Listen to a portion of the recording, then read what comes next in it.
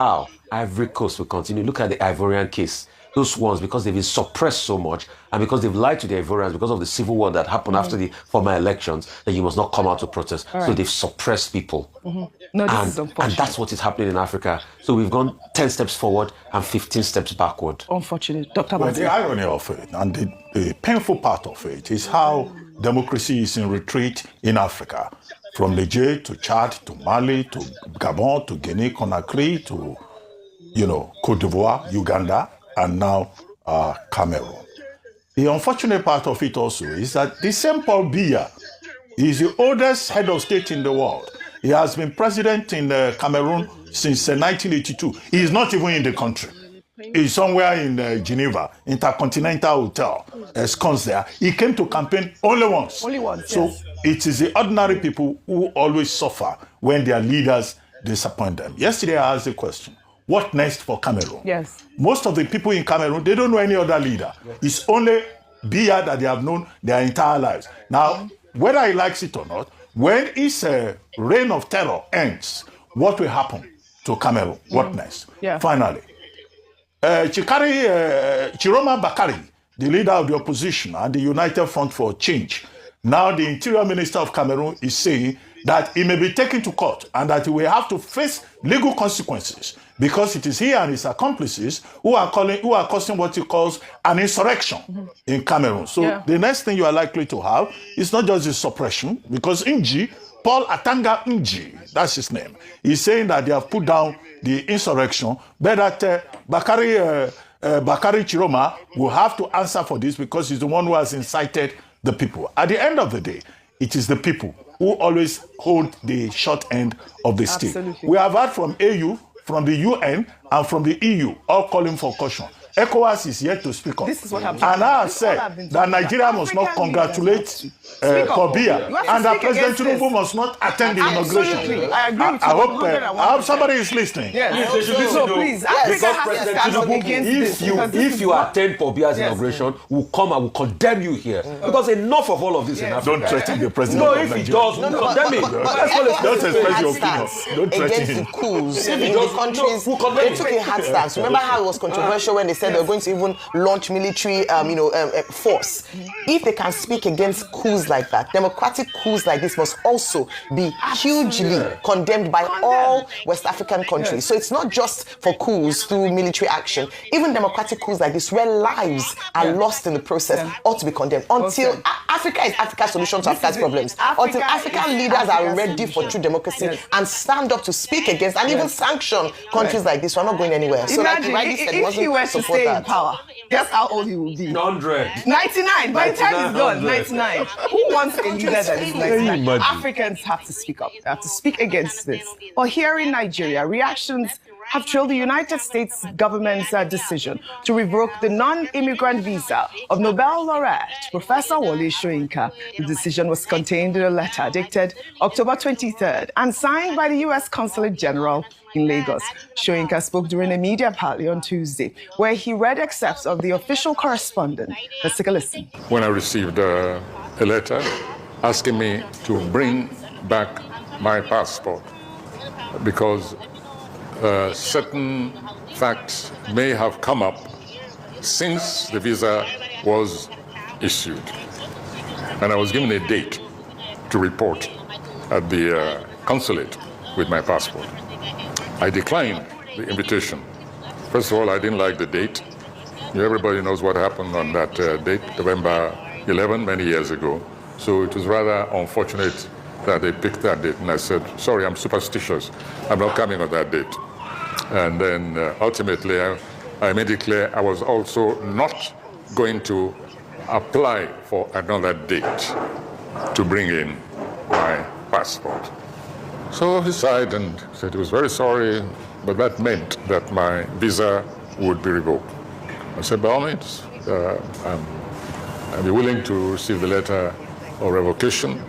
And I assured him that both he and his staff are given permanent visa waiver anytime they want to visit the Autonomous Republic of Ijegba, situated in Abeokuta, that there will be no reciprocal conduct from my principality. So I began to cast my, what have I done in recent times? And I remembered that I referred to him as the white version of Idi Amin. Now, dictators are very difficult to please. I would have thought that he was pleased. I mean, Idi Amin was a man of international stature, a statesman, a first-class Democrat, He was also, he called himself the King of Scotland. He called himself a liberator. He said, in fact, he was going to liberate Scotland from the grip of the British. In other words, we should look at Idi Amin as along the line of historic liberators. He was liberating everybody everywhere. Some of them, he even liberated their lives from them, and sent them to places of no return. So when I called Donald Trump Idi Amin, I thought I was paying him a compliment. But maybe I've also written plays about Idi Amin. Maybe it's about time I also write a play about Donald Trump. When he hears that I'm paying him the same literary compliment as I paid Idi Amin, maybe we'll reconsider and return my visa. Otherwise, I want to assure the consulate and the Americans here that I am very content with the revocation of my visa. All right, there he says he is very content with the revocation of his visa. I mean, a lot of Nigerians were reacting, and I just was reading many of the comments, which I will not highlight here because, I mean, I don't think that they had the full context of the story. Professor Wole Soyinka has said that he was the one who refused to go for his visa appointment, and he is fine with not having an American visa. When he tore his green card back in 2016, when Donald Trump became president, he did it with his full chest. I mean, it's not like he's wanting to go. And the reason why he applied for a visa, like he said, for our viewers, was because he had, a tax issue. And he didn't want to be a tax evader. So that's why he applied for a visa, to go sort out the tax issues in America. So he's perfectly fine. And he's even invited the people that revoked his visa to come to Abeokuta. He will give them free entry. Yeah. I thought his response was very gracious and very, of course, he's a man full of wisdom. So he knew how to diplomatically respond to this update. However, whilst we, on the lighter side of things, say that he's over 90, he loves Nigeria, he's proud of Nigeria, he loves Abeokuta, he's invited them to come, he wants to rest. In fact, some of these travels could be burdensome on him at this time. And he's often talked about how he's not crazy about traveling to the US. It doesn't hold that much of an appeal for him, but he goes there to honor invitations and, like you mentioned, some of the issues around his taxes. However, I just want to say this.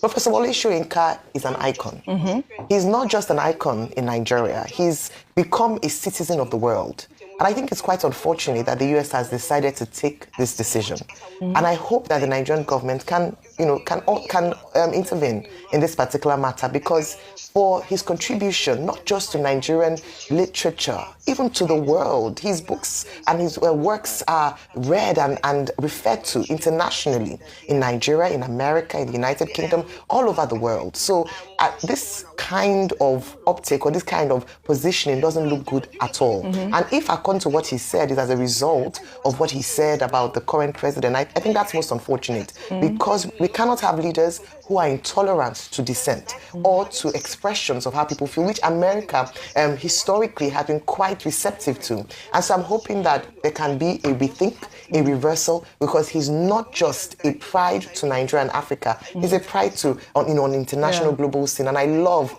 that he has said no hard feelings. He's happy with this. He doesn't want to jack back. He doesn't need visa to move. He's happy to be in Nigeria, and other countries around the world will be more than happy to welcome him to their shores. All right, Dr. Abati. Just a quick footnote. It was Professor Wole Soyinka who wrote that the man dies in awe who keeps silent in the face of tyranny. And he has always lived up to that creed, always speaking up against tyranny in any part of the world. And I'm excited by the fact that he says, in fact, we may benefit in the literary field from this experience. He says Idi Amin in whiteface, and that he may write a play on Donald Trump. That would be another major contribution to his oeuvre. After all, he wrote A Play of Giants in 1984. In A Play of Giants, he was talking about General Kamini, which is Idi Amin. He talked about Emperor Casco, Emperor Casco is Bokassa, Nguema Bokassa. He talked about, who else is there? General Turabum, Boom, you know, which is... Even Pongis Harvest, talk about generals. Yes, you know, General Terabum, about giants, about these people who abuse power, and also Gunema, which was referring to Nguema. So it will be nice to see a satire on Donald Trump coming from the stable of, Professor Wole Soyinka, Nobel laureate, global citizen, international. A lot of people disagree with Professor Wole Soyinka because of the last election. I also disagree with him on some things. And I also disagree that things could have been done better. But this will never mitigate the fact that Professor Wole Soyinka stands on his right and should be supported on this American visa thing. This is a man that believes so much in his convictions. And that's one thing you can't fault him for. Even if you would disagree with his convictions, like I disagree with some of his convictions. Like I say, he protested a lot when Jonathan was there.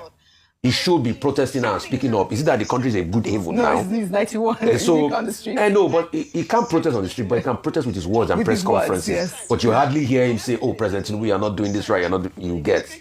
So, but apart from that, on this visa ban, on this taking away his American visa, the American government should not have taken it. I mean, this is another statesman that have done so much for cultural interaction.